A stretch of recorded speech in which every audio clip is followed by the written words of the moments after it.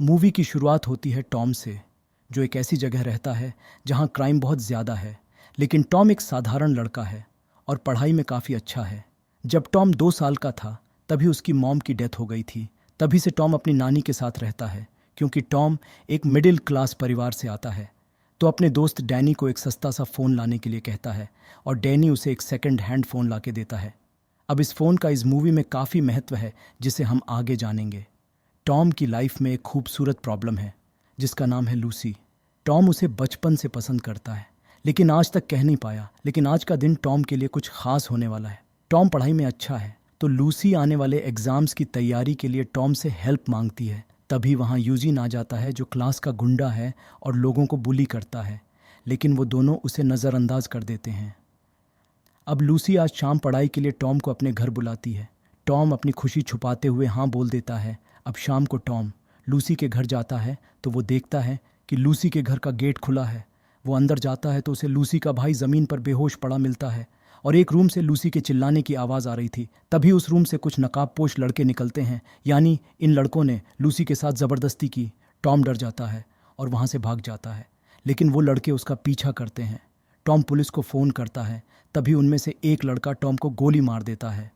अब 10 दिन कोमा में रहने के बाद टॉम को होश आता है, जहां उसे पता चलता है कि गोली टॉम के सर को छू के निकली थी और जहां गोली लगी थी वहां टॉम का फ़ोन था। इस वजह से फ़ोन के कुछ टुकड़े टॉम के दिमाग के अंदर घुस चुके हैं, जिन्हें निकाल पाना नामुमकिन है, क्योंकि इससे टॉम की जान को खतरा हो सकता है। अब टॉम को इन्हीं टुकड़ों के साथ जीना होगा। टॉम को यह बात अंदर ही अंदर खाई जा रही थी कि वह कायरों के जैसे वहाँ से भाग गया और उसे डर है कि लूसी उसे कभी माफ़ नहीं करेगी। लेकिन नानी उसे समझाती है कि इसमें तुम्हारी कोई गलती नहीं है, लेकिन अगर तुम लूसी से मिलने ना जाओ, उससे बात ना करो, तो वो ज़रूर तुम्हारी गलती होगी। और कायरता भी टॉम हिम्मत जुटाकर लूसी से मिलने जाता है, जहाँ लूसी टॉम को देख काफ़ी खुश होती है। टॉम उस दिन वहाँ से भाग जाने के लिए लूसी से माफ़ी मांगता है, लेकिन लूसी कहती है कि तुमसे कोई भी हीरो ना बनने के लिए नाराज़ नहीं है। अब अपने घर जाते समय टॉम को बाहर हज़ारों आवाज़ें घेर लेती हैं। उसे अपने आसपास की सभी फ़ोन कॉल्स सुनाई दे रही थीं। वो बड़ी मुश्किल से अपने घर आता है। तभी उसे अपने रूम में सब जगह अजीब चीज़ें दिखाई देने लगती है, जैसे वीडियो गेम के बॉक्स में इंस्टॉल्ड सारे गेम उसकी आंखों के सामने आ जाते हैं। लैपटॉप का पूरा सिस्टम उसे दिख रहा था और टॉम जब रूम की खिड़की से बाहर देखता है तो उसे पूरे शहर के डिजिटल सिग्नल्स ऊपर आसमान में जाते हुए दिखते हैं। ये सब टॉम सह नहीं पाता और बेहोश हो जाता है। तभी टॉम को उस दिन का एक सपना आता है और लूसी के घर के वाईफाई राउटर की रेंज में उसे यूजीन का फ़ोन भी दिखाई देता है, और वो भी उसी समय जब वो हादसा हुआ था, यानी उन लड़कों में से एक लड़का यूजीन भी था। तभी टॉम को होश आता है तो उसे सामने एक सुपर हीरो का टॉय ज़मीन पर गिरा दिखाई देता है, बिल्कुल वैसे ही जैसे टॉम है। इस सीन का मतलब हमें आगे समझ में आएगा। टॉम स्कूल जाने के लिए बस में बैठता है, लेकिन उसे फिर से वही सब दिखने लगता है। सभी के फ़ोन्स के डिजिटल सिग्नल्स, दूर सड़क पर चल रहे लोगों के कॉल्स सुनाई देना। तभी डेनी उसे आज रात पार्टी में चलने के लिए कहता है। टॉम को डेनी के फ़ोन से उस पार्टी की लोकेशन अपने आप दिख रही थी। अब साइंस लैब में बैठे हुए टॉम यूजीन के फ़ोन को ध्यान से देखता है तो उसे यूजीन के फ़ोन में उस रात का वो वीडियो दिख जाता है। ये देखते ही टॉम गुस्से से भर जाता है। तभी कुछ अजीब होता है। यूजीन को फ़ोन से बिजली का झटका लगता है और उसके हाथ से वो फ़ोन गिर जाता है। इससे टॉम भी थोड़ा सरप्राइज़ होता है। अब रात को टॉम उस पार्टी में जाता है। उस पार्टी में यूजीन और उसकी पूरी गैंग होती है। टॉम अपने दिमाग में उस वीडियो को चलाता है और एक एक कर सभी लोगों को मैच करता है, और टॉम को पता चलता है कि यूजिन की गैंग ही वो लोग थे जो उस दिन लूसी के घर गए थे। टॉम अपने पावर से हैकिंग सीखता है और कुछ ही दिनों में एक बेहतरीन हैकर बन जाता है। अब बारी थी उस गैंग को जानने की। अब टॉम यूजिन और उसके पार्टनर का फ़ोन हैक करने के लिए उनका पीछा करता है। तब उसे पता चलता है कि यूजिन ड्रग्स का भी काम करता है। टॉम उन सभी गैंग मेंबर्स के फ़ोन को हैक कर लेता है और हर समय उन पर नज़र रखता है। सोते समय उन्हें डराता है, कभी वहाँ की टीवी ऑन करके, कभी तेज़ गाने चला के। उन्हें परेशान देख टॉम को बेहद सुकून मिलता है। अब टॉम हैकिंग में इतना अच्छा हो चुका है कि नानी को 300 यूरोस की किश्त भरनी है, लेकिन नानी के अकाउंट में इतने पैसे नहीं थे, तो टॉम बड़े आराम से उनके अकाउंट में 300 यूरोस ट्रांसफ़र कर देता है। अब टॉम लूसी को घर के बाहर लाता है। लूसी को इतने समय बाद बाहर आके काफ़ी अच्छा लगता है और वो टॉम की शुक्रगुजार थी कि टॉम ने उसका इतना साथ दिया। टॉम माफ़ी मांगते हुए लूसी से कहता है कि मैं उस दिन के लिए शर्मिंदा हूँ, लेकिन मैं वादा करता हूँ कि ऐसा दोबारा नहीं होगा। तुम्हारी सुरक्षा मेरी जिम्मेदारी है, चाहे इसके लिए मुझे अपनी जान ही क्यों ना देनी पड़े।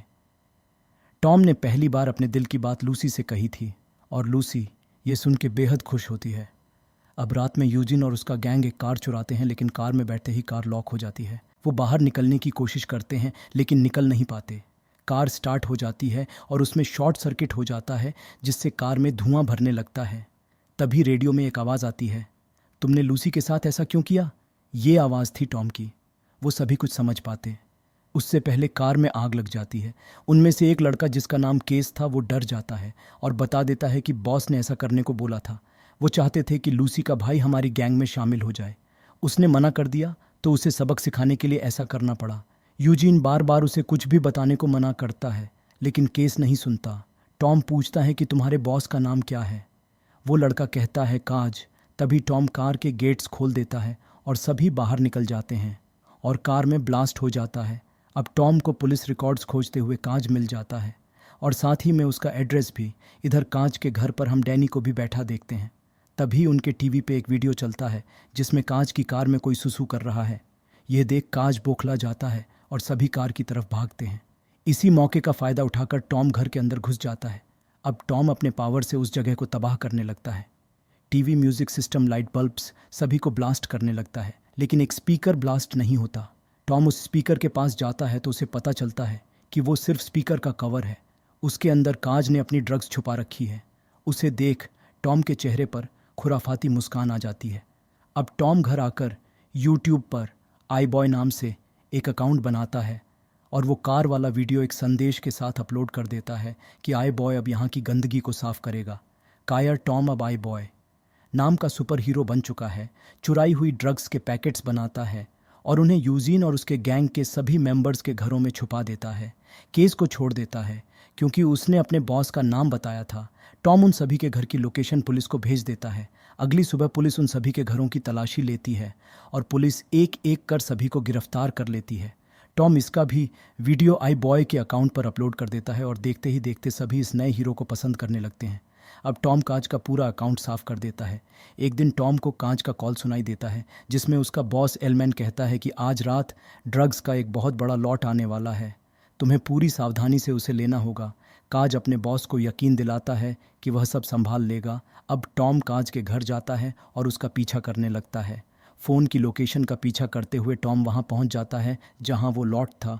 टॉम बैग में से पेट्रोल निकालता है और उन ड्रग्स में आग लगा देता है और उसका भी वीडियो अपलोड करते हुए एलमैन के नाम एक संदेश भेजता है कि यह सब तब तक नहीं रुकेगा जब तक तुम अपने गंदे काम ना रोक दो। लेकिन तभी वहां सभी लोग आ जाते हैं और टॉम को मारने लगते हैं। काज बेहद खुश था कि आखिरकार उसके हाथ आई बॉय लग ही गया। काज उसे गोली मारने ही वाला होता है कि अचानक से उन सभी को एक तेज़ आवाज़ सुनाई देती है, जो इतनी तेज़ होती है कि सभी अपने कान पकड़ के दर्द से चिल्लाने लगते हैं। तभी घायल टॉम वहाँ से भाग जाता है और थोड़ी दूर जाकर बेहोश हो जाता है।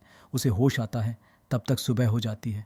वो सीधा अपने घर जाता है जहाँ लूसी उससे नाराज़ होती है क्योंकि आज उनके एग्ज़ाम्स थे और टॉम ने वो एग्ज़ाम्स मिस कर दिए।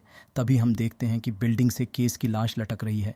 काज को शक था कि केस ही आई बॉय है क्योंकि यूजीन की गैंग में से सभी पकड़े गए थे, लेकिन सिर्फ एक केस ही था जो बचा हुआ था, इसलिए काज ने उसे मार दिया।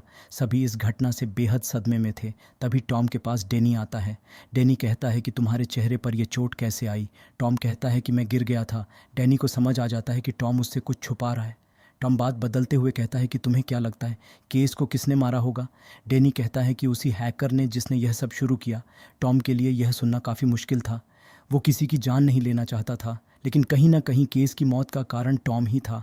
अब केस की खबर पूरे शहर में फैल जाती है और लोगों की आवाज़ें टॉम को घेर लेती हैं, जिसमें सभी आई बॉय को ही केस का खूनी मान रहे हैं क्योंकि केस एक गैंग का मेंबर था और आई बॉय इन सब के पीछे लगा था।